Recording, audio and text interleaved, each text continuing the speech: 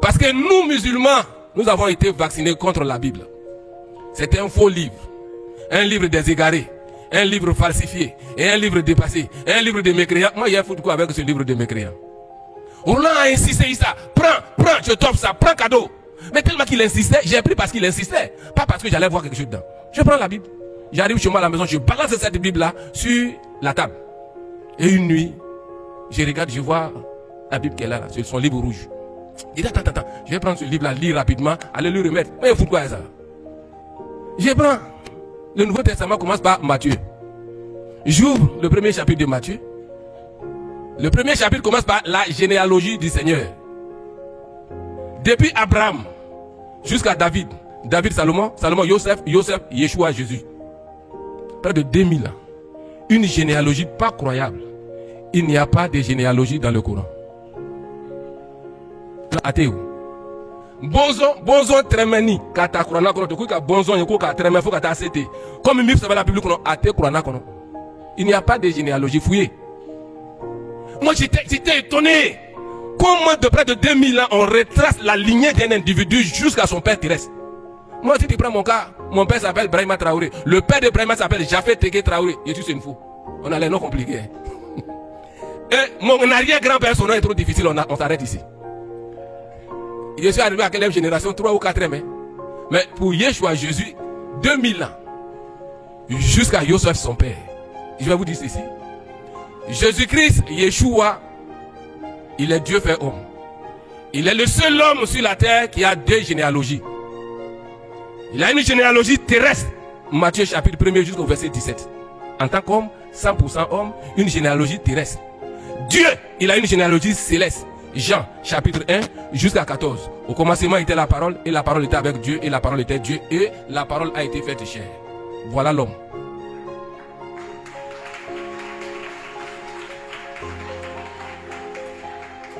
Qui ici peut lever sa main que lui il a 2 généalogies? Il n'y en a pas, mais il est le seul homme sur la terre qui a ces 2 généalogies. J'étais étonné de voir comment la Bible rendait les informations. Le livre devient intéressant. Livre qui dit Hali.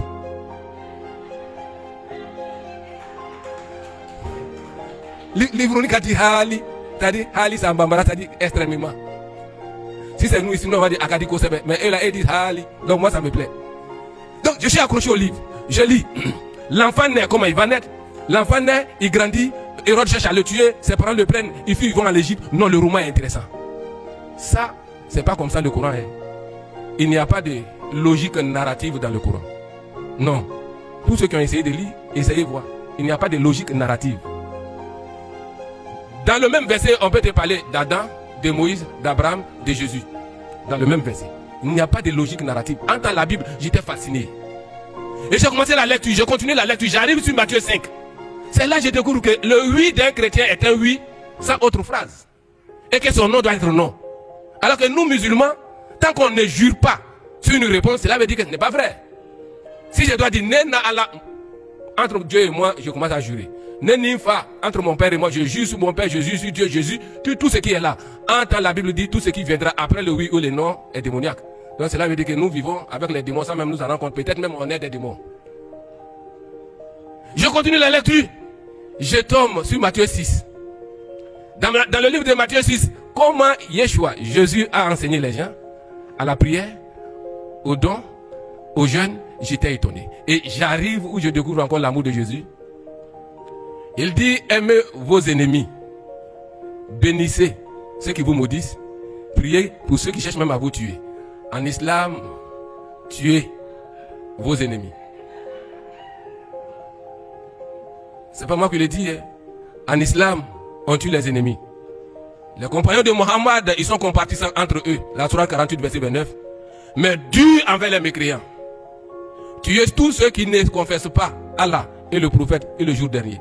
Mais Yeshua dit, Jésus dit, aimez vos ennemis, priez pour vos ennemis, bénissez ceux-mêmes qui vous maudissent. Il fallait que je fasse une conclusion ici. J'ai dit non, ça c'est faux. Dis que suivre ce monsieur-là, tu vas en enfer. J'ai commencé à douter. Je me suis dit que quiconque marchait comme façon, Yeshua, Jésus, Issa l'a dit, il était sûr d'être sauvé. Et là, la Bible commençait à me troubler. J'ai déposé la Bible aller vers le Coran. Quand je vous l'ai dit dans le début, c'est le Coran qui a fait de moi un chrétien. Puisque je commençais à être un peu confondu dans la Bible, attends, mettant Hakli Sigi, je vais aller avoir la paix du cœur dans le Coran. Je prends le Coran. Je vous l'ai dit au début qu'il n'y a pas de logique narrative dans le Coran. Je tombe sur la sourate 4, verset 171. Et dans ce verset, Allah dit ceci: ô gens du livre, les chrétiens, n'exagérez pas dans votre religion, ne dites d'Allah que la vérité. Jésus, fils de Marie, n'est qu'un messager d'Allah.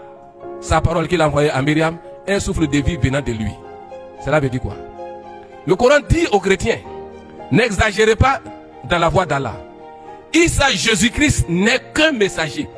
Écoutez bien. Et en même temps, ce simple messager, il est Kalmatullah, c'est-à-dire la parole de Dieu. Et il est Ruhullah, c'est-à-dire esprit de Dieu. Et il est en même temps appelé, n'est qu'un simple messager. Qui est appelé parole de Dieu sur la terre ici? Dieu lui-même. Aucun prophète. Ça m'a amené à aller voir qui était Mohammed dans le Coran. Dans la sourate 18, verset 110, le Coran est clair. Il dit: Cool. Inamar Anna. Basharun Kemisulukum. C'est le Coran qui dit, Allah dit à Mohammed: dis aux hommes que tu es un être humain comme eux. Mais si c'est un humain comme vous et moi, c'est qu'il est pécheur. Car tous sont péchés et sont privés de la gloire de Dieu. Il est dans le péché. Alors là, le Coran ne m'enseignait pas comme la Bible. Je voulais voir si Mohammed même pouvait donner l'assurance du salut à travers ses dires. Je tombe sur la sourate 49 et 46. Autant pour moi, la sourate 46, verset 9. Allah même a dit à Mohammed de dire aux gens: je ne suis pas une innovation parmi les messagers. Je ne sais pas ce que Allah fera de moi et de ceux qui sont en train de me suivre. Je ne suis qu'un avertisseur clair. Ça, c'était fini. Mais là, j'ai compris que le vieux Siriki Diallo avait raison de dire qu'on ne pouvait pas savoir si on était sauvé. Car le premier guide musulman, il était quoi? Il était dans le doute. Il n'avait aucune assurance de son salut. Pour ne pas aggraver la chose, j'ai pu encore reprendre la Bible pour que le cœur soit assoiffé, amoindri. Je continue ma lecture. Alors là, il ne fallait pas continuer. Hein. Je tombe sur Jean 5, verset 24. Et le Seigneur dit: en vérité, je vous le dis. Celui qui écoute ma parole et qui croit à celui qui m'a envoyé à la vie éternelle. Il ne passera pas en jugement, mais il passera de la mort à la vie. Le seul mot jugement. Le seul mot jugement a suffi. Car Isa avait une condamnation dans son cœur. Il ne voulait pas aller en jugement. Quand je l'ai dit, je ne voulais pas aller en enfer.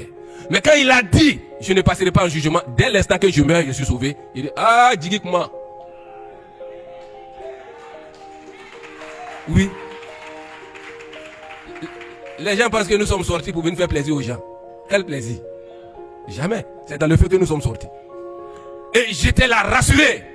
Et là où ma joie va être encore énorme, dans le chapitre 14 de Jean, verset 1 à 3, j'avais un cœur troublé. Et le Seigneur dit: que ton cœur ne se trouble point. Il savait que j'avais un cœur troublé. Il dit: Issa, que ton cœur ne se trouble point. Crois en Dieu et crois en moi. Il y a plusieurs demeures dans la maison de mon Père. Si cela n'était pas, je vous l'aurais dit. Je m'en vais vous préparer une place. Toi, Issa. Et lorsque je m'en serai allé, et que je vous aurai préparé la place, je reviendrai vous prendre, afin que là où je suis, vous y soyez. Non, c'était fini. L'assurance que je cherchais, je l'ai trouvée dans ce verset. La foi vient de ce qu'on entend. Et ce qu'on entend qui est la parole de Dieu. Et un cœur fertile venait d'entendre la parole de Dieu. J'ai dit amen à la parole.